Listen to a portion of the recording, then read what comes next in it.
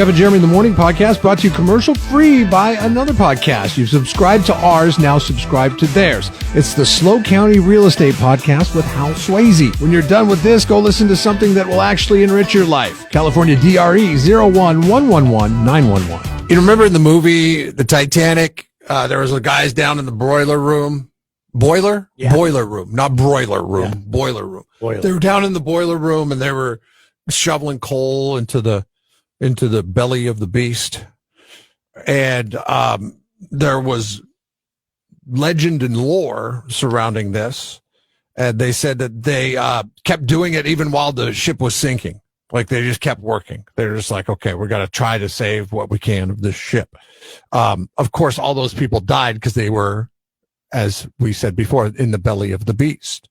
But they continued to shovel coal in there, and it kept the lights on in the Titanic so they could do rescue missions on the upper decks, and that's why a lot of people survived the Titanic. And they were able to prove this because they took digital scans underwater with robot submarines, and they found that the boiler room was concave, meaning that it was super hot when it went down and it caused it to expand. Sure. As opposed to just if they would have ditched their shovels and ran and jumped off the boat, it would have cooled down and the lights wouldn't have stayed on. But not that the movie is, factual footage or anything like that, but that was a big part of the movie. The lights kept on. And I remember sitting there watching the movie going, how are the lights staying on this damn boat for as long as they are? As it's going into the water, the lights were on. And I was like, man, I thought this James Cameron was a good movie maker, but apparently he was somewhat factual on that. That was gross, whatever you just did. I saw a string of something come out of your face onto a napkin. Do you have a stuffy nose or something? What just happened? Yeah, no, that was not planned. It was just a little drinking some milk, and it was a milk thing. So it's over now. But they credit these were the real heroes of the Titanic. These guys were the real heroes because if the lights weren't on, people would not have been able to been found and evacuated off the ship in a timely fashion. Right. So, hey, tip of the hat, kudos to the people working in the boiler room. Good work. Hashtag, you know what tomorrow is, don't you? Tomorrow's Tuesday. Tomorrow's tax day. It is tax day tomorrow. Tomorrow's tax day, and around 25% of Americans still have not finished their taxes. God, everybody has to pay taxes. Yes. Even businessmen that rob and steal and cheat from people every day. Even they have to pay taxes. Oh, I thought that was somebody else. In the 16%, we're working on them over the weekend.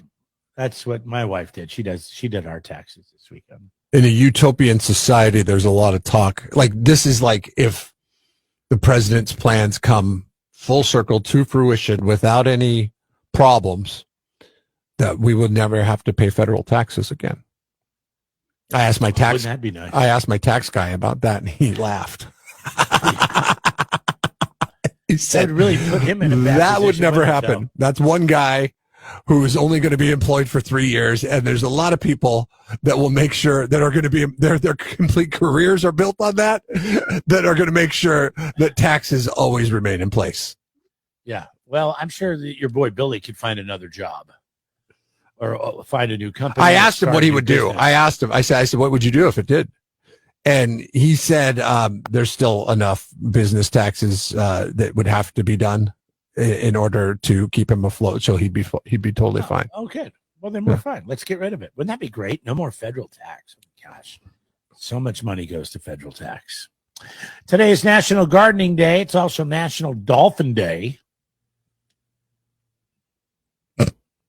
Not a fan of either.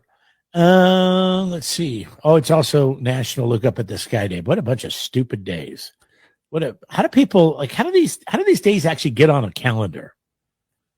Here's one, ex-spouse day. What are you supposed to do? Like go hang out with your ex-spouse? No. It's a day to celebrate your ex. Never do that. However you need to. However you need to. Never do that. Hashtag, it's making a comeback. The tramp stamp, Jeremy, is big with Gen Z. So what? A couple of weeks ago, we said that the Gen Z likes to listen to the radio because it's local information while they scroll through their feeds. They're not even watching TV anymore. Now Gen Z is going totally back to the early 2000s. They like flip phones. Gen Z does. They like the flip phones. They like the they don't like the entrapments of current society. So now they're embracing one of the trends that was popular in the late 90s, early 2000s, the tramp stamp. More tattoo shops are reporting that younger people are getting lower back tattoos. And I'm guessing it's women at that point. I don't know. Maybe it's men. Don't assume. Don't assume. I have no idea.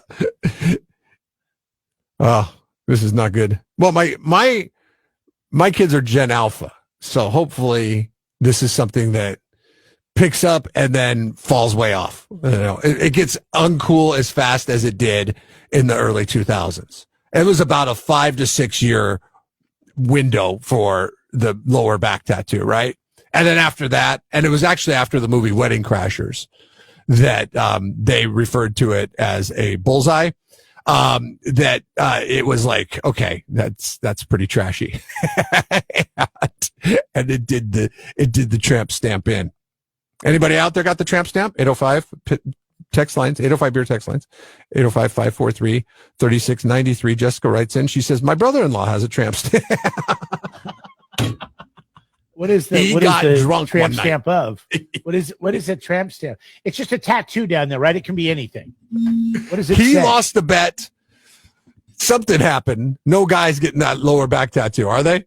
Oh man, and how bad do you have to hide that? You're never if you are a guy and you went in the like 2002 and you're like, yeah, I'm gonna go for the lower back tattoo. You have to hide that for the rest of your life. You're never taking your shirt off at the pool. It's his last name. Oh God. Johnson, get over here. Found somewhere? Back that thing up. Well, his license plate says he's a Johnson. Jeff and Jeremy in the morning on 93.3 KZOZ. Yeah, baby. Jeff and Jeremy in the Morning podcast brought to you commercial free by another podcast. You've subscribed to ours, now subscribe to theirs. It's the Slow County Real Estate Podcast with Hal Swayze. When you're done with this, go listen to something that will actually enrich your life. California DRE 01111 911.